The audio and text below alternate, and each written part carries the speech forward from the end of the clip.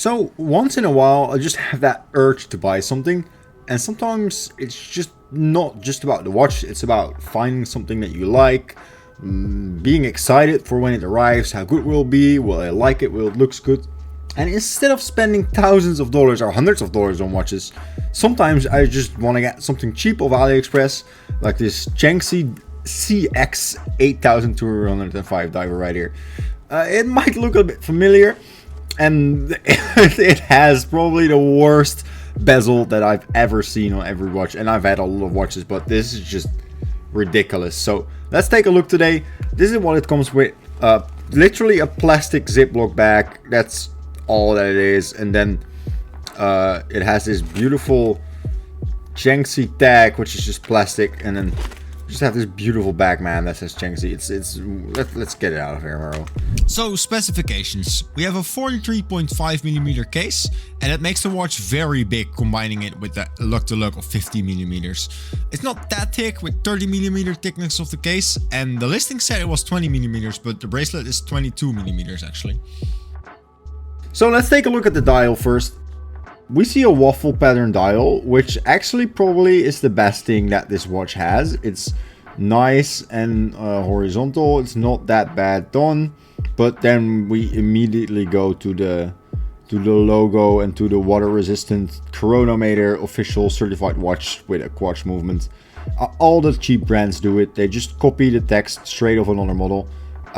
Even when the things that they claim on the dial aren't even remotely close or true to it. So that's a bit unfortunate, honestly. But yeah, the text on the bottom of 6 o'clock and the logo, which is not even that bad, the shield with the C, but just the name, like Chenxi, it sounds so Chinese. Like, I don't get why these people cannot come up with cool names for their brands watches, man. It's a terrible name. Let's be honest with that. Let's be honest. But okay. Besides that, what do we have? We have hour markers, indices, which are, I think you could say applied, but honestly, they're more like just pasted on the dial. They're barely applied, as you can see, like there. Like, it's not that good, to be fair. And we have a hideous date window, which is just cheaply cut out. It's not that bad. It's a bit beveled, not that great. I hate the loops on cheap watches. They make it look so cheap. So I normally rather have them not put it on, but it's not the worst. And we have the big fat hands, silver hands with a little of lume. They're both split as well, so they're not one side. We'll take a look at the lume later, and then we have the minute ring, which is mirrored, and then the minute, or no second marker, but just minute markers. So that's it for the dial. Not the worst part. Also, it makes it look really cheap like this. And then we really have to talk about this bezel, because you might have noticed it, maybe on the thumbnail, maybe on for how long I've been showing it to you, but it's just a piece of paper. It's just a piece of foil. It's not real printed bezel. It's literally, you can see it here because there's like bubbles of air under the bezel. You can see it there really clearly. Like, if I go over it, like it moves, and it's literally just a piece of paper. I could tear it off right now, which is absolutely terrible.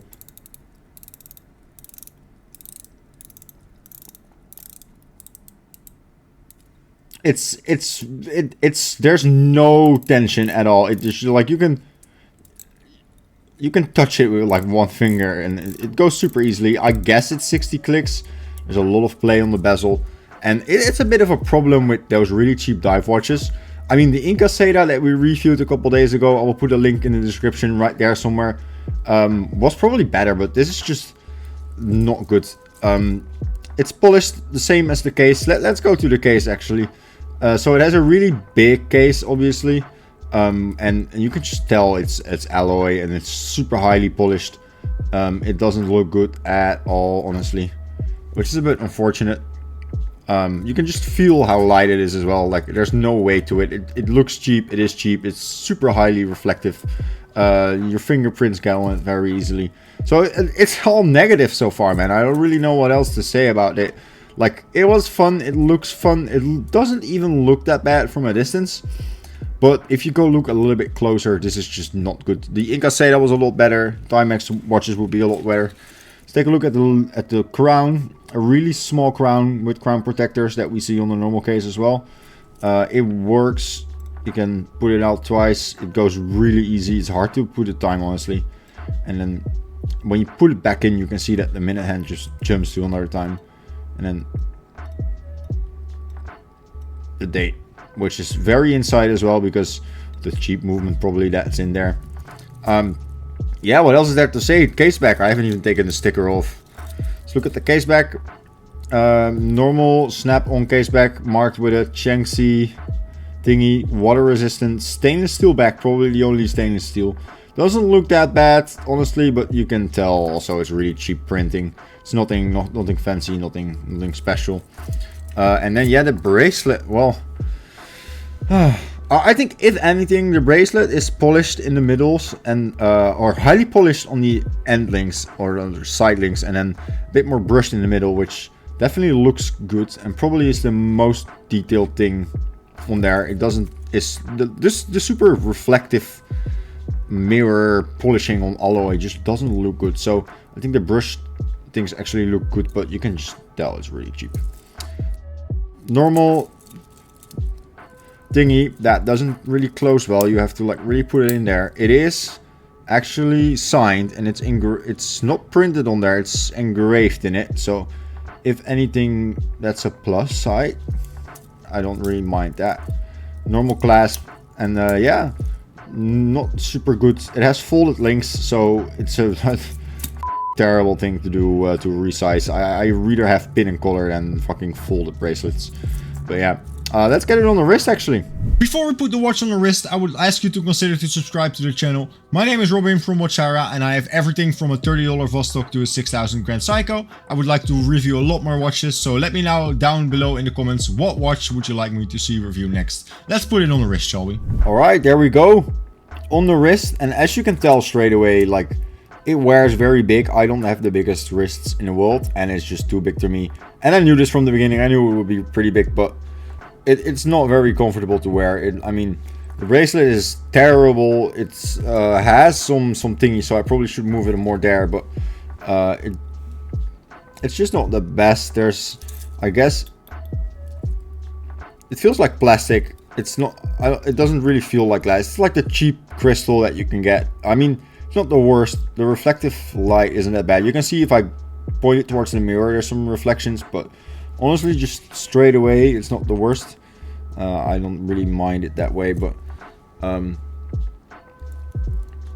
yeah, let's do a wrist roll and then jump into the conclusions, shall we? Alright, there we go, final conclusions. Well, I don't know where to start, man. Like, let's begin with the price point, $15. It's not a lot of money. You can get pretty nice watches for $15, but this just ain't it, man. Like, the problem with watches like this is, like, even if they're $15, the more functions or things they try to do with it, so bigger cases, movements with dates, bezels, like, very often they just don't do it right. They cut costs. They have to keep the price low, and it just has the result that it looks very cheap. Well, if you go for a more minimalistic style watch, at least, like, it doesn't look that cheap. It might be the same quality for the case, but like, the problem is just you have this huge case, but there's no weight to it. It's alloy, it's cheaply finished and polished. If I have to find any pros, it's probably the waffle dial. It's a nice pattern, I like it. That doesn't look good, but from the name on the dial, from the plastic bezel, like, who puts a foil on the bezel instead of just printing it on there? Like, it makes zero sense. I don't get it. So yeah, not a lot of positive things to say about this one, unfortunately. So we'll continue to search for something good at the low price point. Sometimes you get a hit, sometimes you don't. For example, the Incaseda, I reviewed it on, I will put a link in the description, but that one looks a little better. It's a lot more heavy. It's a little bit smaller. You can really see the difference, even though they're approximately the same price. So I'm not discouraging you to not buy any watch from AliExpress, but definitely this one just ain't it. And I think that pretty much sums it up. Thank you guys for watching today. We will do a lot more reviews of watches from China, Seikos, Orients. I have some vintage things, some Russian watches that I'm working on videos. So give me a subscribe if you think that this kind of content will interest you. And then I'll see you guys next time.